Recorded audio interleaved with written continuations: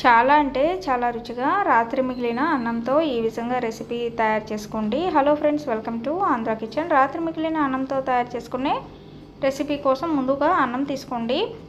ఇక్కడ నేను 2 కప్పుల వరకు అన్నం తీసుకున్నాను. నేను తీసుకున్న అన్నానికి పచ్చి కొబ్బరి ముక్కలు కొన్ని మిక్సీ జార్లో వేసుకోండి. ఒక 2-3 చెంచాల వరకు వేసుకుంటే సరిపోతుంది. అలాగే చింతపండు వేసుకోవాలి. చింతపండుతో పాటు కారం కూడా వేసుకోవాలండి. ఇప్పుడు మిక్సీ పట్టేసుకోవాలి. కొంచెం నీళ్లు వేసుకొని మిక్సీ పట్టేసుకోండి. అయితే కొంచెం బరగ్గానే ఉండేలాగా మిక్సీ పట్టుకోండి. అంటే మనకు ఆ కొబ్బరి పలుకులు పంటికి తగిలేలాగా మిక్సీ పట్టుకోవాలి. ఇలా మిక్సీ పట్టుకున్న తర్వాత ఆ పేస్ట్ని పక్కన పెట్టేసుకొని స్టవ్ ఆన్ చేసుకొని బాండీ పెట్టుకొని బాండీలో నూనె వేసుకోవాలి.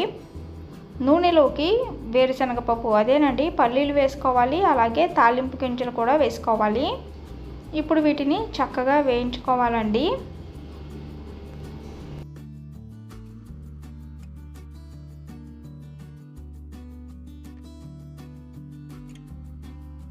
ఇక్కడ మీరు కావాలంటే కొబ్బరి మిక్సీ పట్టేటప్పుడు వెల్లుల్లి వేయకుండా కేవలం అల్లం చిన్న ముక్క వేసుకొని మిక్సీ పట్టుకోవచ్చండి.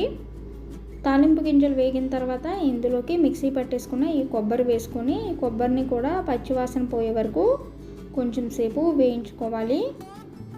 ఈ విధంగా వేయించుకున్న తర్వాత ఇప్పుడు అన్నాన్ని ఆల్రెడీ పొడి పొడిగా చేసి పెట్టుకున్నాం కదా, ఈ అన్నం వేసుకొని అన్నంలోకి తగినంత ఉప్పు కూడా వేసుకొని తాలింపు మొత్తం అన్నానికి పట్టేలాగా కలుపుకుంటే చాలు. కొబ్బరి కాంబినేషన్తో మనకి రైస్ అనేది రెడీ అయిపోయినట్లే. మరి మీ అందరికీ రాత్రి మిగిలిన అన్నంతో తయారు చేసుకున్న ఈ రైస్ రెసిపీ వీడియో కనుక నచ్చినట్లయితే ఈ వీడియోని లైక్ చేయండి, షేర్ చేయండి.